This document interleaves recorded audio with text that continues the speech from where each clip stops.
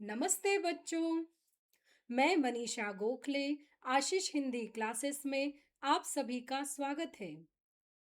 आज हम चर्चा करने वाले हैं आपकी पाठ्य पुस्तक स्पर्श भाग 2 के पद्य खंड से पहली कविता साखी के प्रश्नोत्तर पर। इस वीडियो को आप लास्ट तक जरूर देखना, क्योंकि लास्ट में मैं पिछले 5 सालों में बोर्ड एग्जाम में आए इस चैप्टर के क्वेश्चंस भी डिस्कस करने वाली हूँ। अगर आपने साखी एक्सप्लेनेशन का मेरा वीडियो न देखा हो तो आपके राइट में दिए हुए आई बटन को क्लिक कीजिए और वह वीडियो आप देख सकते हैं। साथ ही डिस्क्रिप्शन में साखी के एक्सप्लेनेशन की लिंक भी दे रही हूँ, ताकि आप पहले उसे अच्छे से समझ लें तो प्रश्नों के उत्तर देना आसान होगा। मैं आपको रिकमेंड करूंगी कि आप मेरे वीडियो को 1.5 की स्पीड पर देखें, ताकि आप कम समय में और ज़्यादा अच्छे से इसको समझ सकें। तो चलिए शुरू करते हैं। क, निम्नलिखित प्रश्नों के उत्तर लिखिए। प्रश्न 1, मीठी वाणी बोलने से औरों को सुख और अपने तन को शीतलता कैसे प्राप्त होती है?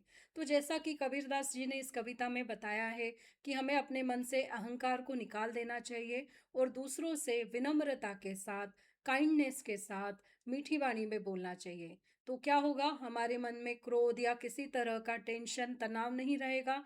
मन शांत रहने से तन को भी शीतलता, मतलब ठंडक मिलेगी, और जो दूसरे लोग हमारी मीठी वाणी सुन रहे हैं उन्हें भी खुशी होगी, अच्छा लगता है। उनके मन में भी हमारे लिए किसी भी तरह का गुस्सा, ईर्ष्या या शत्रुता नहीं रहती है। इसलिए हमें सभी से मीठी वाणी में बात करना चाहिए। दूसरा प्रश्न, दीपक दिखाई देने पर अंधियारा कैसे मिट जाता है?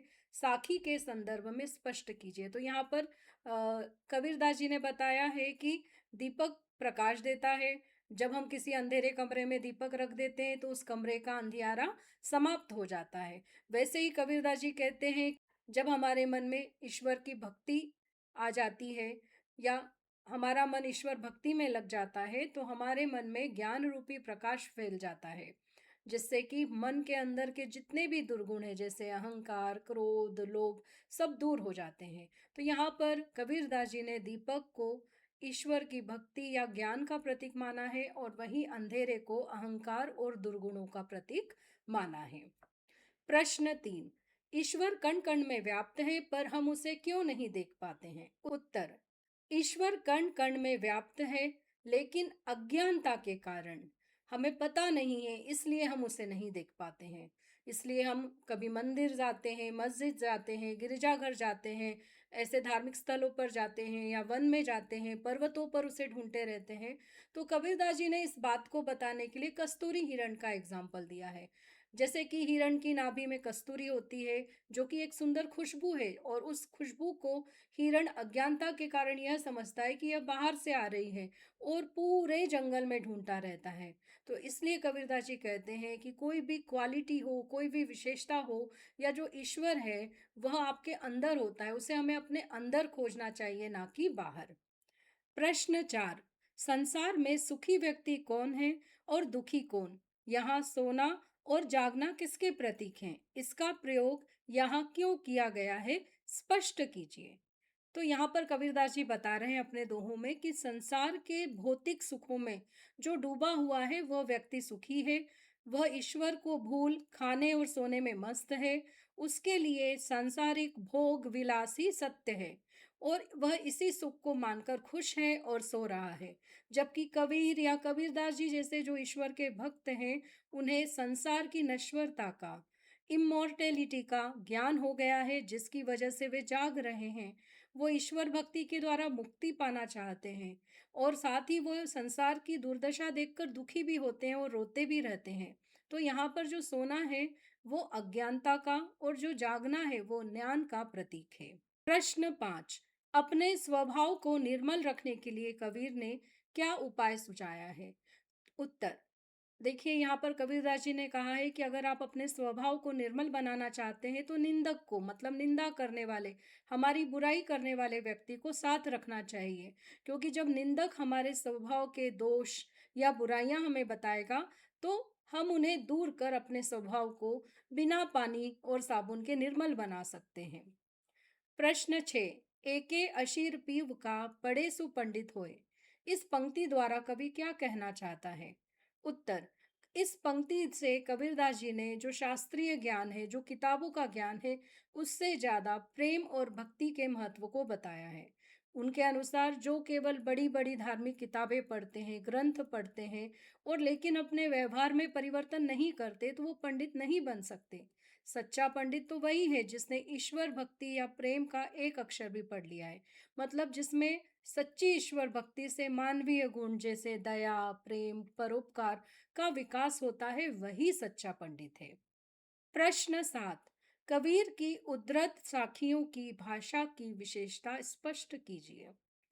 उत्तर, कवि की उद्धृत साखियों की भाषा की प्रमुख विशेषताएं निम्नलिखित है। देखिए, कबीर सदुक्कड़ी थे, साधु थे, साधुओं के साथ इधर उधर घूमते थे, संत थे, वो संत संप्रदाय से थे, इसलिए उनकी जो भाषा है वह सदुक्कड़ी है, क्योंकि वो इधर उधर घूमा करते थे।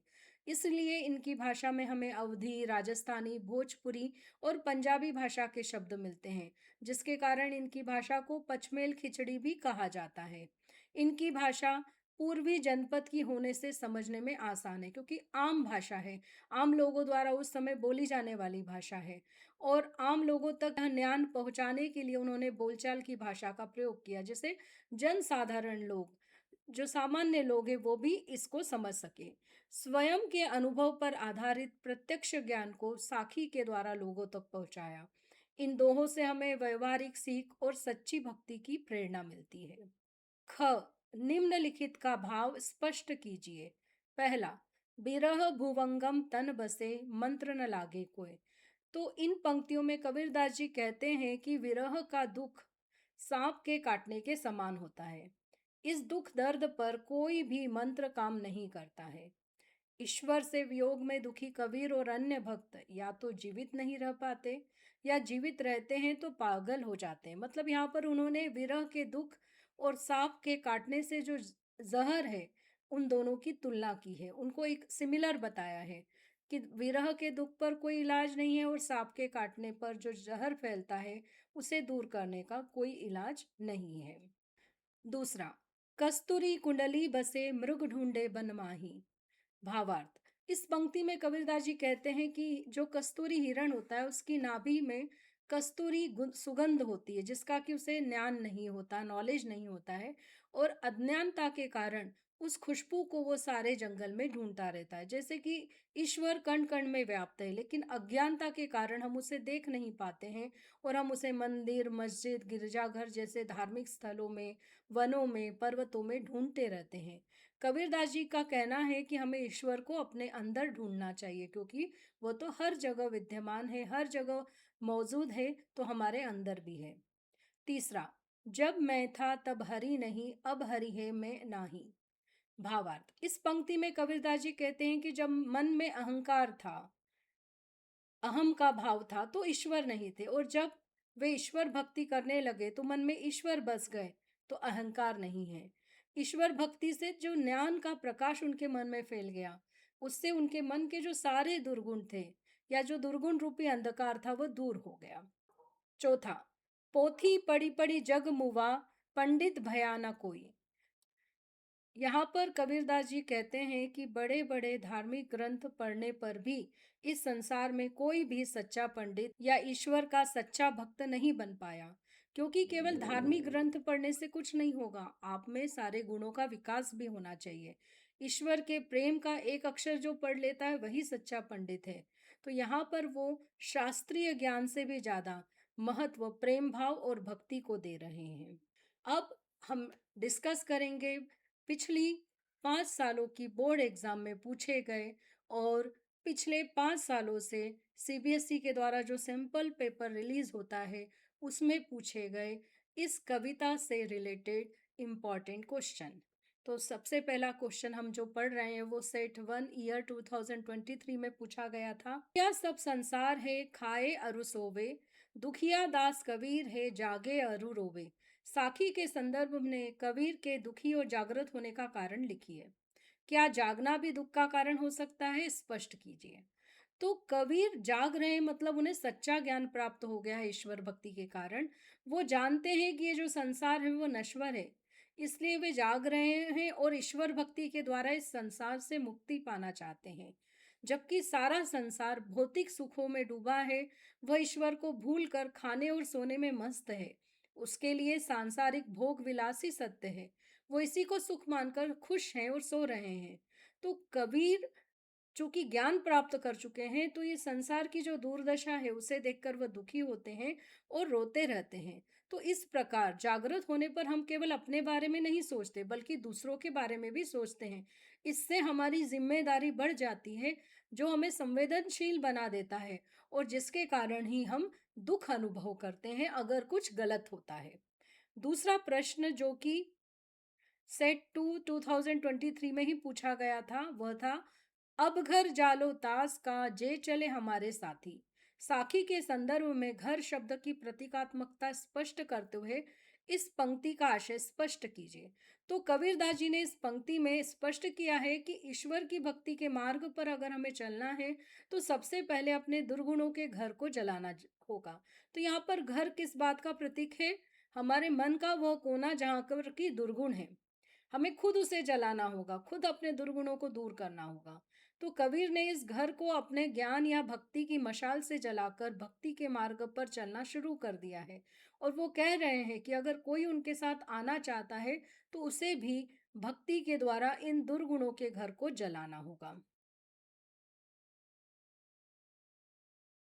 तीसरा प्रश्न जो सेट 3 2023 में पूछा गया था, पठित कविता के आधार पर वाणी के संबंध में कबीर के विचारों पर प्रकाश डालिए। तो यहाँ पर वही वाणी की मधुरता पर कबीर ने जोर दिया है। चाहे बड़ा हो या छोटा, अमीर हो या गरीब, जब भी हमें दूसरों से बात करना है तो उस समय हमें हमारे मन से अपने अहंकार को दूर कर देना है। विनम्रता के साथ मधुर वाणी से दूसरों से बात करेंगे तो ये हमेशा हमारे लिए लाभकर या फायदेमंद होगी। हमारे मन में किसी तरह का क्रोध तनाव नहीं रहने से हमारा तन और मन दोनों शांत और शीतल रहेंगे। और हमारी मधुर वाणी से दूसरों को भी सुख मिलता है, उनके मन में भी किसी प्रकार का क्रोध ईर्ष्या का भाव नहीं रहता है और सभी के साथ हमारे संबंध अच्छे होते हैं। उसके बाद सैंपल पेपर 2023-24 जो कि सीबीएसई द्वारा रिलीज किया गया था, उसमें यह प्रश्न आया था कि कबीर के निंदक को पास रखने के विचार से आप कहाँ तक सहमत हैं और क्यों। तो यहाँ पर आप पॉजिटिव और नेगेटिव दोनों ही टाइप का आंसर लिख सकते हैं। ये ओपन एंडेड क्वेश्चन है। यहाँ पर मैंने एक सहमति वाला आंसर आपके लिए दिया है कि कबीर के निंदक को पास रखने के विचार से मैं पूर्णतः सहमत हूँ, क्योंकि कई बार अपनी कमियों या गलतियों पर हमारा ध्यान नहीं जाता है। जब निंदक या आलोचक हमारी कमियों के बारे में बताते हैं तो हम आत्म मंथन करते हैं और उन्हें सुधारने की कोशिश करते हैं। हमेशा प्रशंसा या चापलूसी सुनने से हमारे मन में अहंकार उत्पन्न हो सकता है। तो इसलिए समय समय पर निंदक के द्वारा की गई निंदा से हमारे मन में अहंकार नहीं उत्पन्न हो सकेगा और हम हमेशा अपने आप को बेहतर करने का प्रयास करेंगे। यहाँ पर आप असहमति भी प्रकट कर सकते हैं। आप कह सकते हैं कि बार बार अगर कोई हमारे में कमियां निकालेगा और जो कमियां हम में नहीं है, अगर किसी की आदत ही होती है किसी की निंदा करने की और वो हर चीज़ में कमियां ही निकालेगा, तो हमारा जो आत्मविश्वास है वो कम हो सकता है। हम उदास हो जाते हैं, हम दुखी हो सकते हैं और हो सकता है कि हम अपने आप को और अधिक कमज़ोर और अधिक अयोग्य मानने लगे। तो इसलिए कई बार निंदक को पास रखना उचित भी नहीं है। तो आप दोनों तरह से इस प्रश्न का उत्तर लिख सकते हैं। प्रश्न 5, प्रत्येक व्यक्ति की विशेषता उसके अंदर निहित होती है। कबीर की साखी से उदाहरण देकर स्पष्ट कीजिए। ये आया था सैंपल पेपर 2024-25 जो कि सीबीएसई ने रिलीज किया था। तो यहाँ पर हम एग्जाम्पल देंगे कस्तूरी कुंडली बसे मृग देखे नाही वाले एग्जाम्पल को, दुनिया देखे नहीं, कि कबीर ने कस्तूरी हिरण का एग्जाम्पल देकर इस बात को समझाया है। कस्तूरी हिरण की जो नाभि है उसमें कस्तूरी सुगंध होती है और अज्ञानता के कारण वो सारे जंगल में उस सुगंध को ढूंढता रहता है। वैसे ही प्रत्येक मनुष्य के अंदर भी विशेषता निहित होती है, लेकिन अज्ञानता के कारण वह दुनिया में उसे ढूंढता रहता है। उसके बाद जो प्रश्न है वो सैंपल पेपर 2023 में आया था, सीबीएसई द्वारा रिलीज किए गए, कि कबीर और मीरा की भक्ति की विशेषताओं का उल्लेख कीजिए। यहाँ पर हम कबीरदास जी के बारे में लिख सकते हैं कि वो निर्गुण भक्ति के प्रवर्तक थे। उन्होंने निराकार अरूप ईश्वर की उपासना की। उन्होंने आत्मा परमात्मा के विरह मिलन के गीत गाए। वे भौतिक संसार से मुक्ति की कामना करते थे क्योंकि वो जानते थे कि यह संसार नश्वर है। और उन्होंने अपने दोहों में जो धर्म के बाह्य आडंबर है, जो दिखावा है, उस पर गहरी चोट की है। वहीं हम मीराबाई के बारे में लिख सकते हैं कि जो जो मीराबाई थी वो श्री कृष्ण की अनन्य भक्त हैं। उन्होंने दैन्य और माधुर्य भाव की भक्ति की है। उन्होंने कृष्ण के रूप सौंदर्य का वर्णन किया है। उन्होंने आराध्य से मनुहार भी किया है और अगर मौका मिला तो उलाहना भी की है, शिकायत भी की है। और वे ईश्वर को अपना पति मानती थी। अगले वीडियो में फिर से मिलेंगे एक नया टॉपिक लेकर। तब तक के लिए धन्यवाद।